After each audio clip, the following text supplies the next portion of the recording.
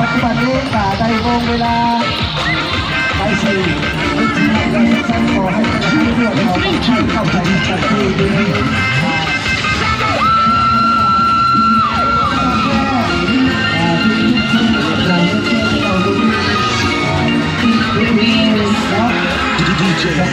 บรรยากาศน้องพี่น้องบุญบังไฟ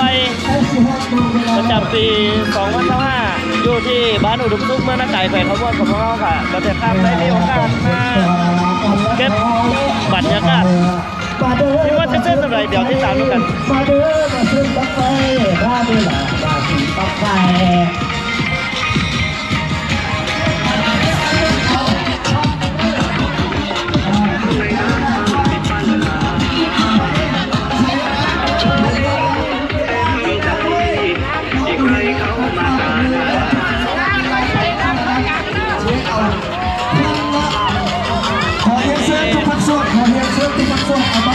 ตัวเองเขาไม่ได้ที่ได้กรรมการที่มาทักที่ได้กรรมการที่ได้รับเอ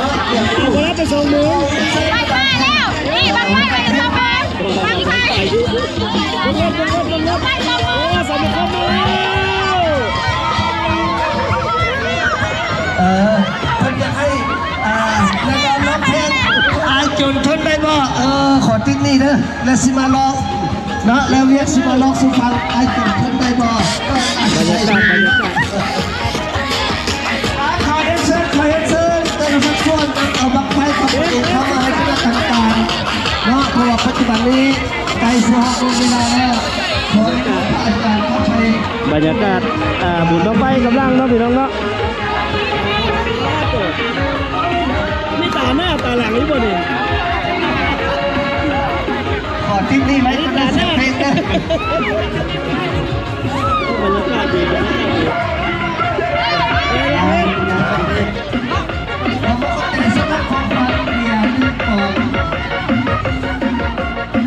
เอาลงห้างแล้วพี่น้องกับ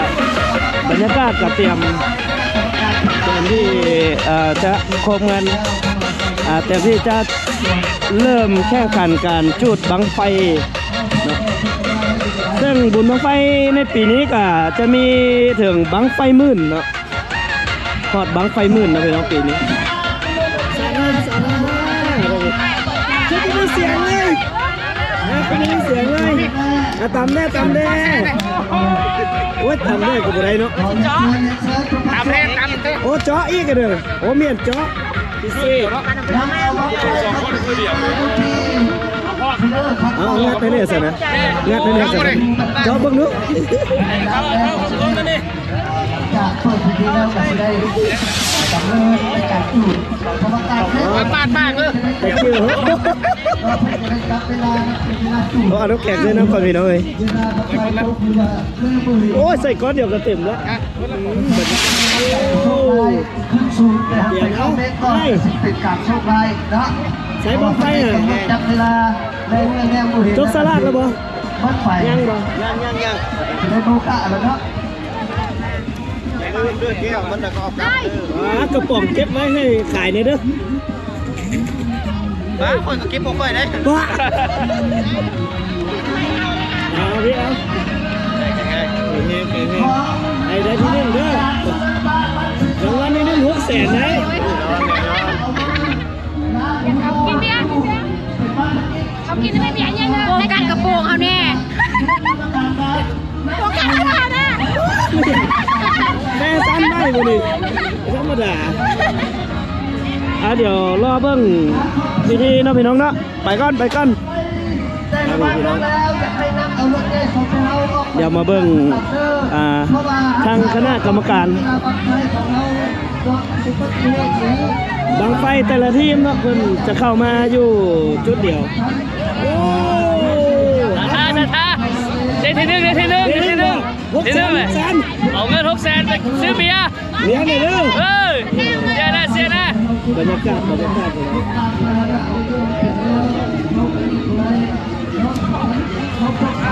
ศึกษาบ่ดิศึกษาน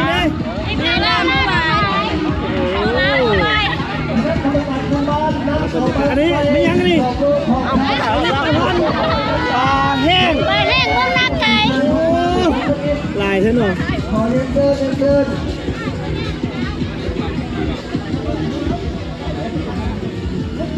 เดี๋ยวสิบติดเหลืองซะว่าคลิปนี่เนาะบังไฟบุญบังไฟประจำปี2025ทีมงานนันทายเอากำลังเอาขึ้นห้างจุดละ2เลยพี่น้องเลยสุดยอดพี่น้อง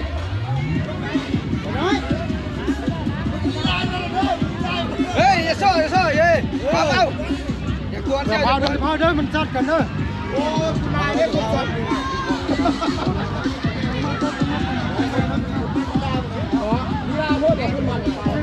ได้เลยนี่ข้าใจยังไงป่ะมันจะขึ้นน้ำมันก่อนอาจจะยังมาไปกูนะกูจะเป็นผู้ใจเห็นมึงกันไม่นั่งกันยังก่อนโย่กูจะแกะเนาะบ้าเพื่อนนะเฮ้ยมึงอย่าไปมึงว่างหน่อยมึงอยู่เลยนะมึงอยู่ได้ดิมึงสนใจไหมว่างพักส่วนไหนมีความพร้อมไปแจ้งอนุกรรมการจัดเวลาได้ที่ไปแจ้งก่อนนะมาจุดเนี่ยมาฟังมึงนะเดี๋ยวงานลูกเนี่ยพี่นี่บอกเดียวด้วยมันเลิกได้นะครับกรรมการนะกรรมการที่นี่นะออกแล้วกรรมการนั่นเด้อเฮ้ยเขามาให้แลนด์เนี่ยเขามาไม่ถูกอ๋อมึงอยู่นี่อันประธานนี่ก็เก่งเลยครับแน่นะบอกกระทับกูแน่นะมันไม่ยุ่งมันไม่เลยเดี๋ยวกูแจ้งพวกแจ้งแล้วใครแจ้งไม่ได้แจ้งลงมาได้แจ้งพวกนึงเอ้าเดี๋ยวเลย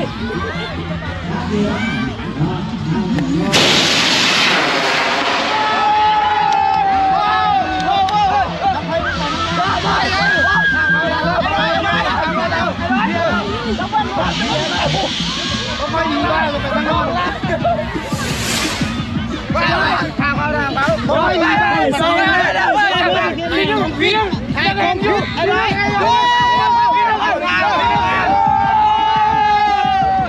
ผมไม่มีบ้านไปข้างนอกโอเกี่ยวพี่นึงมันโดนมันต้องเห็นพี่นึงยังไปใส่นะไปใส่ไปแล้วไปใส่โอเกี่ยวจองเลยมั่นใจอยู่บ่ผมมีแต่กาแข่งเลยเดินมาเลยหมวกแข่งผมมีแต่กาแข่งเลย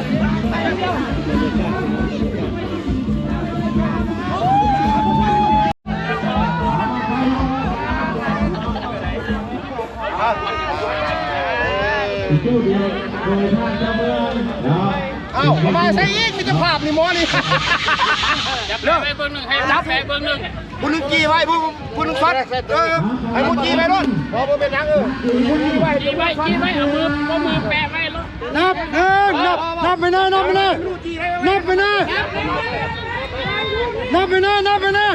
นึ่งสอง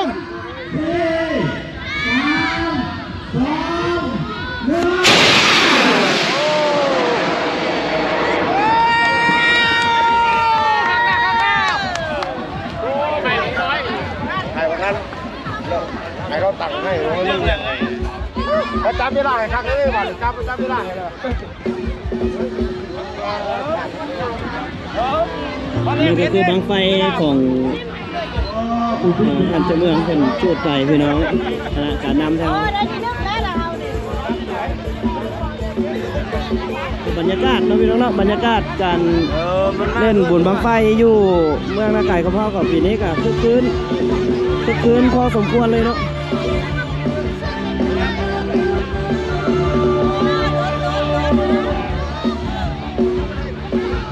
เดี๋ยวมาเตะเสียรอบเบิ้งกองส้มกองเสียจังหน่อยหนึ่งพี่น้อง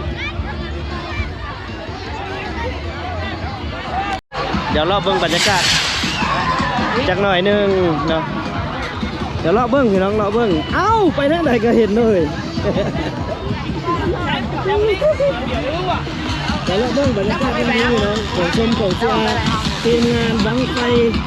แต่ละทีมเราส่วนใหญ่ก็จะมีแต่อยู่ภายในเมืองของเราเดี๋ยวเราเบิ่งงานบุญนะ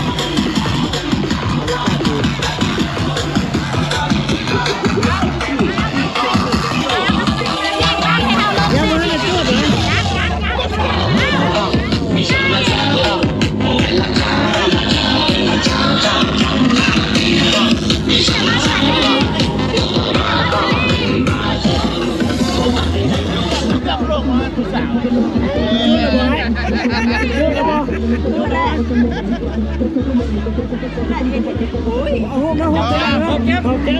ถ่ายวิดีโอนะถ่ายรูปได้รูปต้องถ่ายให้ ค่อยมีแต่ผัวบ่อยากถ่ายน้ำปกติเห็นนะยันผู้สาวเห็นหรือนะสาม มาแล้วถ่ายรูปเอานะครับก่อน เอาใครน้องล่ามาไหว้เนาะ ช่องอานะแม่ครับ การเกียม รูปเดี๋ยวก็เมีย กรรมการเอาการเกียมเด้อ เมียคือน้ำ เดี๋ยวเลาะให้ทั่วงานพี่น้องเดี๋ยวจะพาพี่น้องเลาะให้ทั่วงาน บังไฟที่เล่นที่สองนะอยากให้มาเจ๊คณะกรรมการ สบายดีมาขายเครื่องกูนี่นี่คือแนมเลย นี่เนาะต่อซอ ก็บ่ยิ้มไปเลยเราเบิ่งบรรยากาศพี่น้องเดี๋ยวมาเบิ่งลูกไฟก่อนหน่อยนึงสบายดี สบายดีนะแม่ สบายดีเป็นว่าสบายดีเป็นว่า สบายดีนะกูนะแม่จัก เดี๋ยว จะ เรา เล่มอยู่ เราเบิ่งบรรยากาศพี่น้องทางนี้ ช่วยแม่กินไม่ช่วยแม่กินเลยนะ ขายอย่างน้อมีอย่างขายนี่เด้ ลูกสาวคายกระเล่มซัด ขายกระแลมนี่ มาไปกินเบียร์เสี่ยวจัง เดี๋ยวแวะหารหมู่ก่อนพี่น้องเลาะเบิ่งไม่เมื่อยกะมีหารไว้คอยบริการกินดื่มนะเปิดเดี๋ยวก็ส้มเสียเบิ่งบรรยากาศการแข่งขันบังไฟเนาะเดี๋ยวสรุปจังไหนเดี๋ยวบัตรค่ำเอาให้เบิ่งนะพี่น้องเนาะเดี๋ยวพ่อเสียจะเอาภาพบรรยากาศการจุดบังไฟประจำปี2025ให้พี่น้องเบิ่งอยู่ที่บ้านอุดมสุขเมืองนาไก่แขวงคำมวลตาม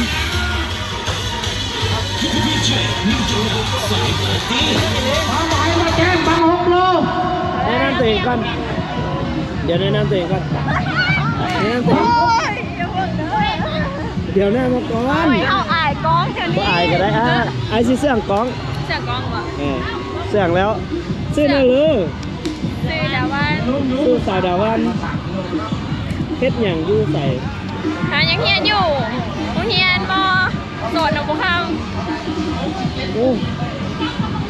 สาวหนองบัวคำเฮียนอยู่ห้องไหนแล้วล่ะ เฮียนม.7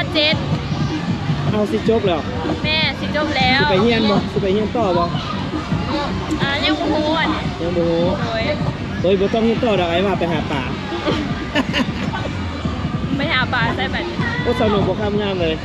หลายคนเห็นบ่ ให้เราย้อนค่ะ น้องแท้ 6 กิโลความหมาย เอาเงินมา เจ้าแหละเจ้าย้อนเฮาเจ้าต้องเอาเงินมา แม่นบ่ แม่น อยู่บ้านหนองบัวคำบ่เลยว่าอยู่ สมาคมรถโดยสา บ้าร นส้มคำแต่ว่าสื่อหนองบ่เข้า 6 กิโล อยู่บ้านบ่มันมีบ้านซบเฮีย แข่งกันไป หนองบ่คำส้มเพน ปันมัน บ้านบ่จอเขาบอก แม่น ตัวไรขึ้นก้อน บ่จอ ปันมันบอกเอาก้อนตัว บ่จอคนงามหลายอยู่ ปันมันตุ้งก้อนนะ ผู้ว่าตอนแต่เข้ามาซื้อบ่จอ เกียบลำไส้ลำนี้6 กิโล บ้านหนองบัวคำหนองบัวคำ คณะกรรมการ3 ท่านเกียบจับเวลา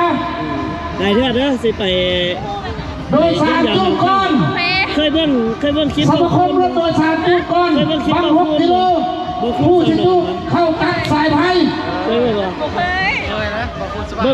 งอันบ่คูณเด้บ่คูณเจ้าหนอม ไอ้ เจ้าของลำไฟเข้าไปจับสายไฟเกียบ น้องเปิ้นไอ้จะไปถ่ายคลิปน้องเปิ้นอยู่ ไอ้ก็ไปแล้ว ไปหาแล้ว บ่มีเวลาเลยเนาะบ่แม่นสิ สมาคมรถโดยสารเข้าไปตุ้ง ส เกียบ เปิ้ลงามมันบ่สเปิ้ลงามมันบ่งามฮ่าสบายแต่ผู้สาวนั่นแหละ เอ้ายังพอเอาไปเลย อย่าลืมซื้อละซื้ออะไรก็ สื่อดาวัน ซื้อลิ้น สื่อดาวัน ลิ้นกระดาวัน แม่ แหกระดาวัน แม่ดาวันคนโก โอ้ไอ้ขอเปลี่ยนซะดาวันคนนะฮะ อ่า โอเคไว้โอกาสเดี๋ยวไอ้ติ๊กเด้อ 4 3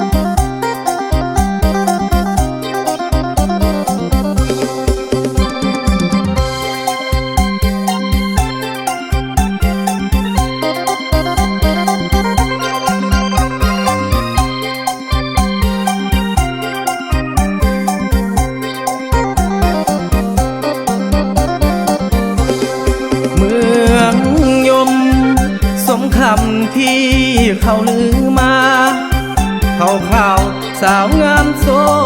ภาเห็นแล้วเป็นตาสะอ่อนโอ้สาวทินนี้วาจาสั่งหน้าอ่อนสอนสาวเผ่าดูได้พบบังอ่อนเมื่อตอนเที่ยวงานปีกายถ้าโทษบ้านเราสาวสาเศร้าลือมาดนฝากหัดได้บ่หน้ามนมีแล้วบ่คนสวยเหตุหน้าสาวสั่งแก้วบานทาเห็นแล้วบาดใจบาดตายามน้องส่งหอยยิ้มมาอ่อนลาไปทั้งกายใจสาวหน้าไฟใหม่ใครเห็นก็ต้องติดอกสิขอหยิบยกในเรื่องความเก่งของนางส่วนกว้างสุดตาเลี้ยบังสายน้ำกระทางหน้าแสงหน้าปีบ่ห่างสั่งงามทั้งกายทั้งใจสาวนาลาดควายลืมอายแล้วบอกคนดีเที่ยวงานกับน้องแต่กี้คิดมาน้ำตาไหลซึมสาวบ้านทงมังฟังใจบ่มีวันลืมสิ้นแสงท้องฟ้า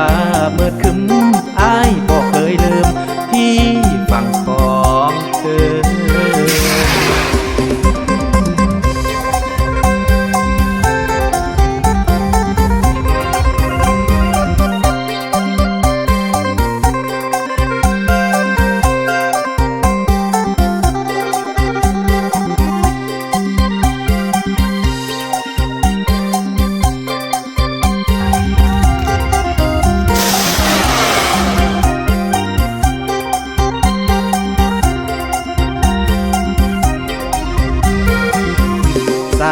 หน้าไฟ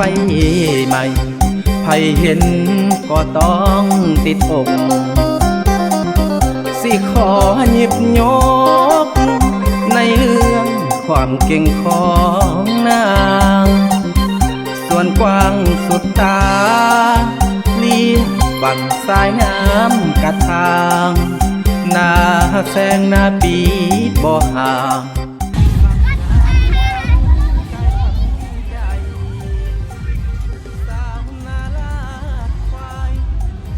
จุดนี้จะเป็นจุดจูดนะพี่น้องเนาะสนามจูดบังไฟโดยเฉพาะเลยเบิ่งทางในบ้านแล้วก็ทั้งเต็นท์ทั้งดองฮอดแล้วบ่นี่ฮอดแล้วบ่ยังบ่ทันฮอดเทียนนะ อันนี้คิวแม่บ้านแล้วอันนี้คิวแล้วแม่แล้ว ฮอดคิวแล้ว คิวบ้านอุดมสุขแล้วปีนี้สิขอถวายพระองค์พระแทนแน่นอนปีนี้นะ บ่ได้เฮ็ดหน้าแต่จูดขอบฝน ภาษาโลกแต่งหน้าให้นางแมวลืม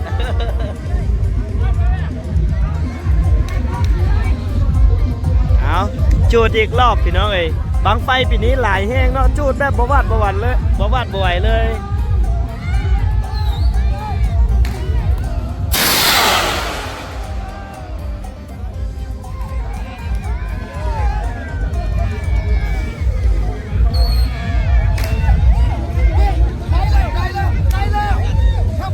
ผู้ใดก็มั่นใจเนาะผู้ใดก็มั่นใจว่าได้แต่บ่ฮู้ว่าทีมใดจะได้คือผู้ใดได้ก็ขึ้นครับคณะกรรมการพี่น้องเอ้ยขึ้นครับคณะกรรมการตัดสินฮัลโหล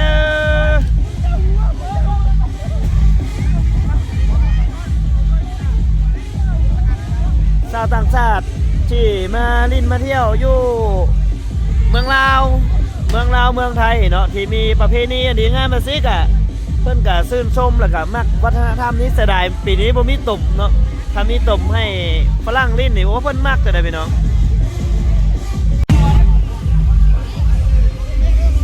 ฝรั่ง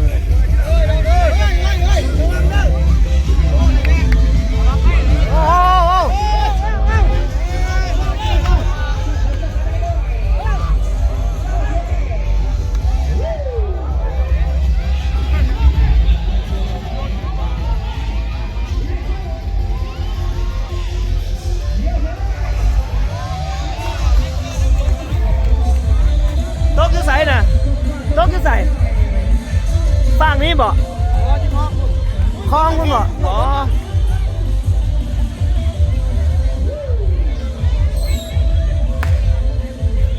เดี๋ยวบางไฟตกลงมาแบบจ่อๆเลยพี่น้องเลย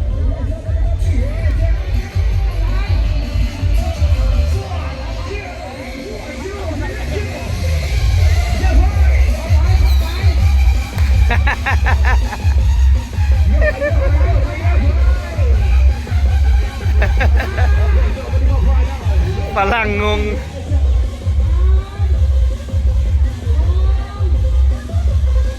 โจทย์อีกรอบพี่น้อง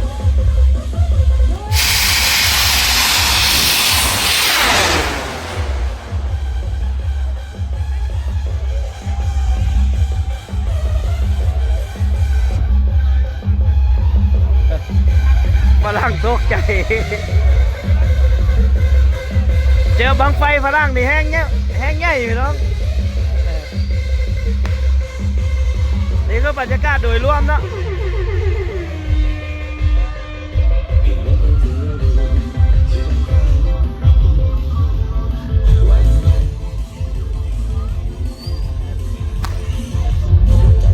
เดี๋ยวมาเบิ่งแถวคณะกรรมการ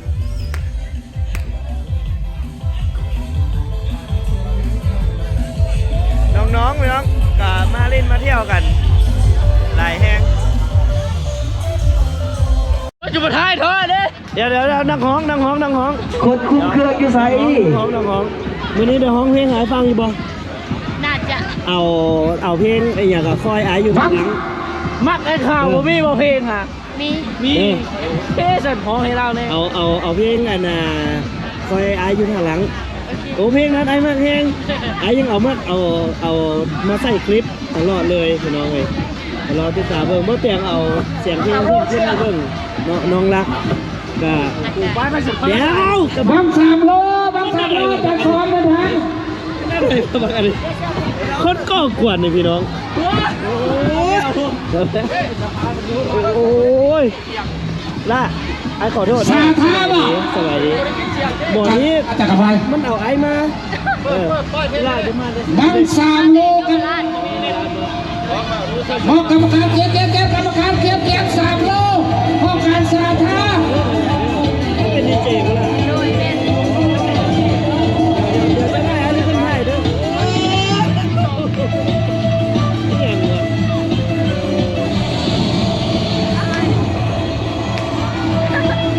แม่ก็ใส่มาแต่เบิกของไทย เบิ้งบอสบ้านน่ะนะบ้านน่ะมาแต่สุดสะอาดฮะมาแต่สมสะอาดห้องการสาธา3 กิโลโอ้ท่าคณะกรรมการเกียร์3 ท่านเกียร์นี่น้องอยู่โอเคขอให้เที่ยวม่วนๆเด้อแจก2เอาเปลี่ยนข้ามหน้าต่ายเด้อไปพี่น้องไปเลยกัน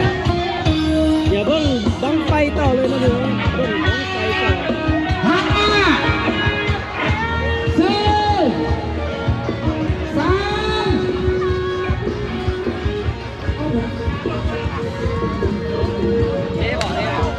4 เก็บภาพไปไอ้เด้อไอ้ก็จะเข้ากล้อง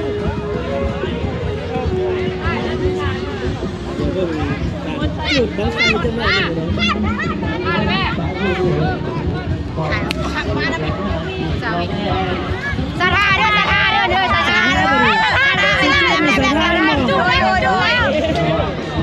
เบิ้งบังไฟสาธาพี่น้องเลยสีพายสาธาต้มได้ทีนึงสีพายกับแซมแล้วสีพายบังไฟกับแซมบังไฟเอาพี่น้องเดี๋ยวเราติดตามเบิ้งบังไฟสาธาตอนทัพทางการนำอดีตการนำทีมประกวดในงานวันนี้กับเบิกบานล้วนซื้อชิมอบให้กับทีมงานศิลปินของพวกเขาโดยเฉพาะทั้ง4ครับนี่แหละเนาะ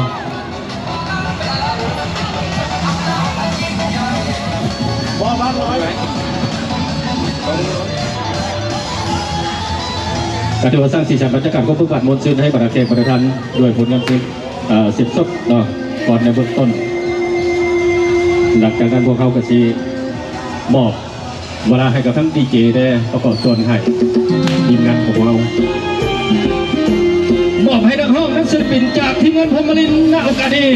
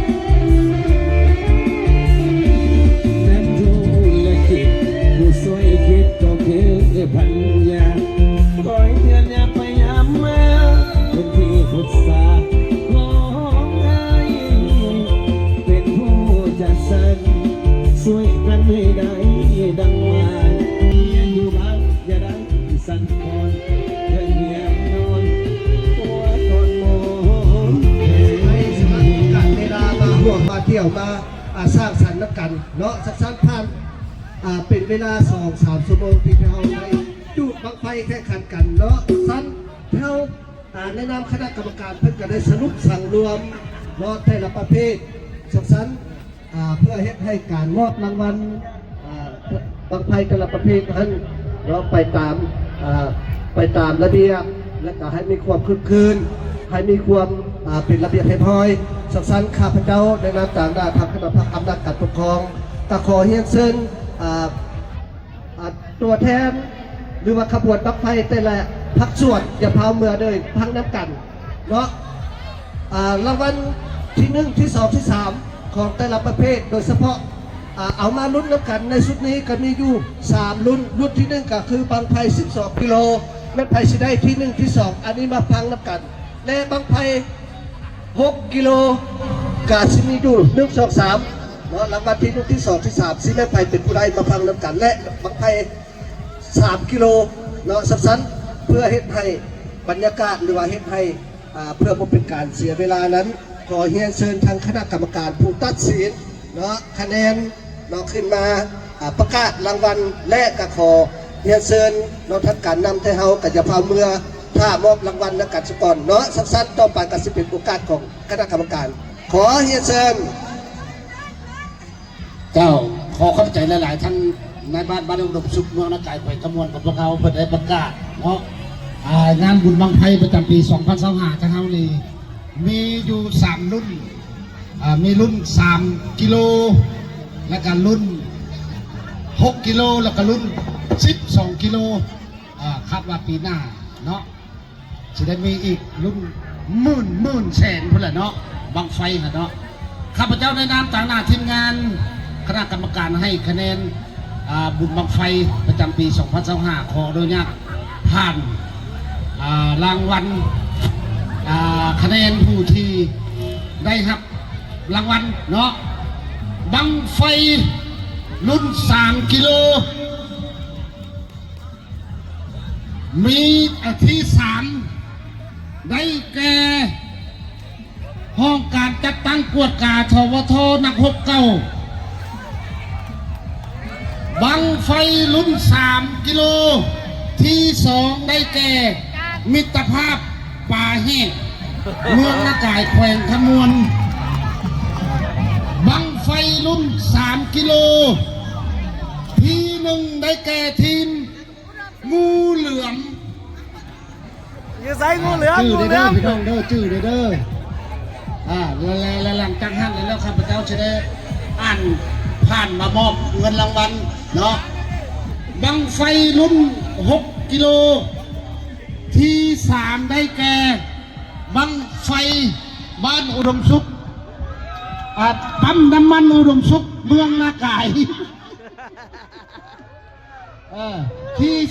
3ปั๊มน้ำมันอุดมสุขเมืองนาไก่ที่2ห้องการศึกษาเมืองนาไก่ที่1ได้แก่บังไฟเฮงรวยรางวัล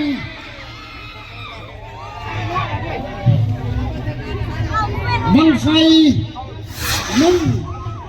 12 กิโลกรัมที่3ได้แก่ท่านเจมโบสายแจ้งที่2ได้แก่พระอาจารย์ยาสูที่1ได้แก่บังไฟทานน้อยบริการขายลงสด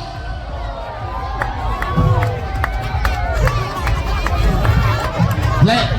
ต่อไปอันดับต่อไปเป็นการมอบรางวัลมอบที่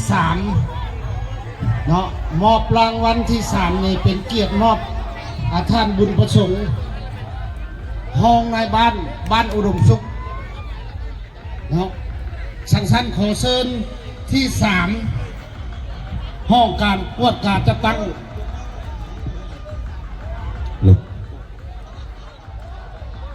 โอ้ขออนุญาตบัตรคำพี่น้อง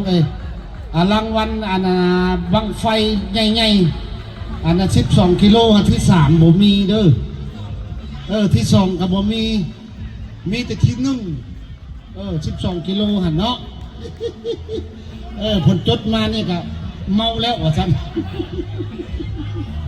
ขออนุญาตบันคันพี่น้องเองนะอันดับที่สามห้องการกวนกาจัดตั้งทวทนักรบเก่าขอเชิญเด้อต่างหน้าเด้อออกมาทำเวทีการศึกษาเมืองนาไก่ขอเชิญต่างหน้าทีม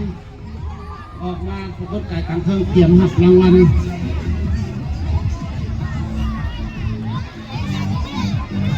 เป็นเกียรติมอบทานในบ้านจันทร์ชุกวรรณลีบ้านอุดมสุขเมืองนาไก่แขวงขมวนของพวกเรา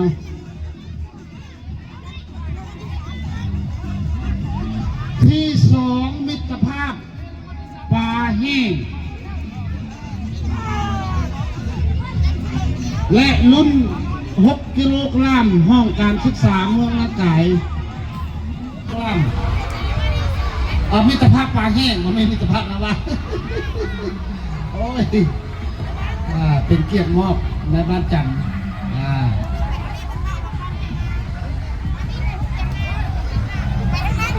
อ๋อนี่คุณมาจันแจ้งปิดมาพี่มันหมดแจ้งสร้างภาพเพราะว่าปิดมาทั้งที่มันหมดแจ้งให้ปิดประจันคนที่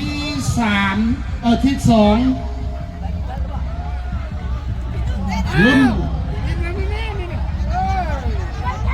3 กิโลกรัมมิตรภาพปลาแห้งเป็นหักมาแล้วบ้านนี้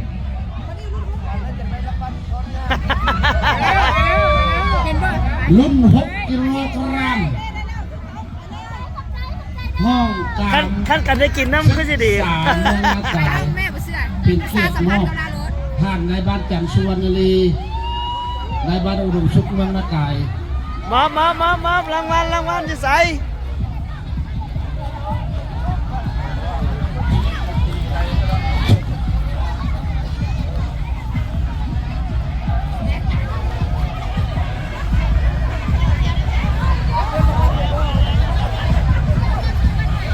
แนมกล้องนี้นะโอเคใครหุ่นรวมเข้ามาได้ขอบใจหลายๆเข้ามาในบ้านห้องในบ้านเข้ามาถ่ายหุ่นรวมผู้มอบรางวัลขอถ่ายหุ่นรวมแน่เพิ่นล่ะ3 2โอเคขอบใจหลายๆแล้วก็ชิจันระวงเอารอบบาทเดียวเลยจาก5-6 ช้อน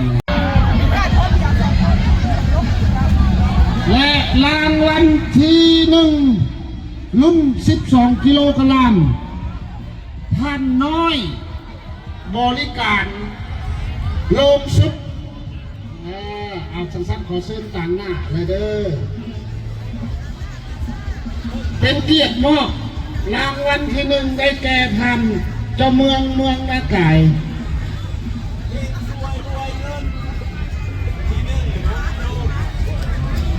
รุ่น6 กิโลคนเขียนโอ้ยขออนุญาตบัตรคำคนเขียนมาว่าบังไฟรุ่น6 กิโลกรัมรางวัลที่1ได้แก่เฮงช่วยรวยรางวัลโอ้ยตักเลยไหนดีเนาะดิต่างหน้าทีมงานเฮงช่วยรวยรางวัลออกมา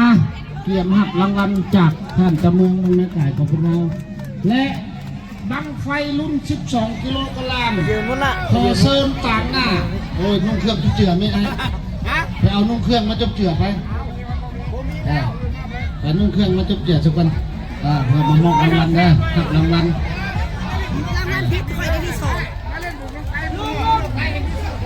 เอาเจ้า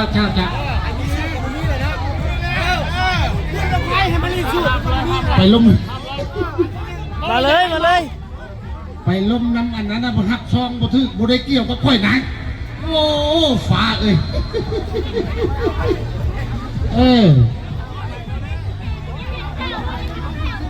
บังไฟรุ่น12 กิโลไปยืนหลับเป็นหน้ามาจังงามการลงศพและบังไฟรุ่น6 กิโลกรัมที่1ได้แก่ทีมเฮงช่วยรวยรางวัลเอาต่างหน้าออกมาและสั้นๆขอเชิญทั้งนักเล่นบัวกาแก้วมณีออกมาเกี่ยมมอบรางวัลและก็ สิไล่ลำระวงสามัคคีของเราเอาทั้งอาทิตย์หนึ่งที่สองที่สามเลยเนาะ ไปยืนที่หน้ามั้ง อันนั้นขออนุญาตทีมงานจะมาหักเราปิ้นหน้าไปทางคุณแล้วก็เชียร์ขาดฟับแต่เขาเนี่ยมันปิ้นไปทางคุณมันจังแจ้งนะปิ้นมาทางที่มันบุกแจ้งขึ้นมาสั่งภาพขึ้นมาในนั้นเนาะรางวัลเขาเกี่ยมพร้อมเอาขอเชิญยังไงบุกกาเกมวันนี้เกี่ยมมอบรางวัลถ่ายมาพี่มันบุกแจ้ง ขึ้นหน้ามาพี่เหรอ ถ่ายแต่พุ่นมันถึงแจ้งมาทัน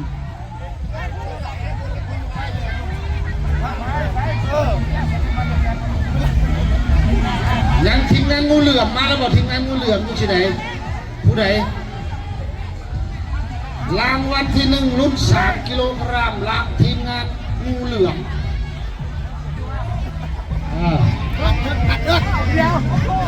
รางวัลที่หนึ่งทีม6 กิโลกรัมทีมเฮงช่วยรวยรางวัลและทีมงานบังไฟรุ่น12 กิโลกรัมท่านน้อยบริการลงซับแล้วก็ขออนุญาตบังคับอีกตัวหนึ่งเนาะรุ่น12 กิโลในที่2ที่3วันนี้อนุญาตเด้อที่อ่านไปผิดพลาดพี่น้องเลยทั้งสั้นขอเชิญนะเว้ยบวกกับเกมวันนี้มอบเงินรางวัลรุ่น3 กิโลทีมงานงูเหลือมมาแล้วบอกทีมงานงูเหลือม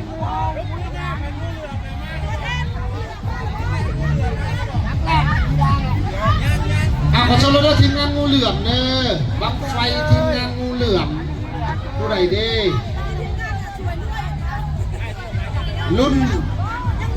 6 กิโลกรัมทีมงานเฮงชุดเจ้าถ่ายเขาเนี่ยเด้อกล้องโทรศัพท์เขาเด้อโอเคเด้อ3 2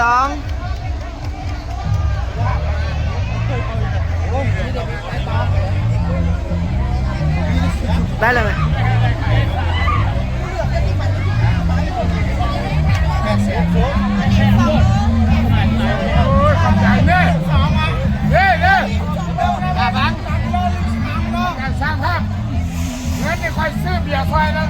รางวัลที่หนึ่ง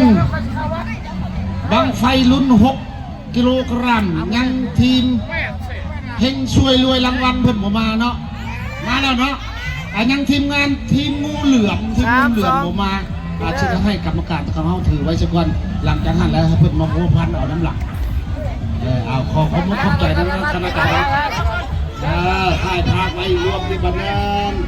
ทีนี้เพิ่นได้รางวัล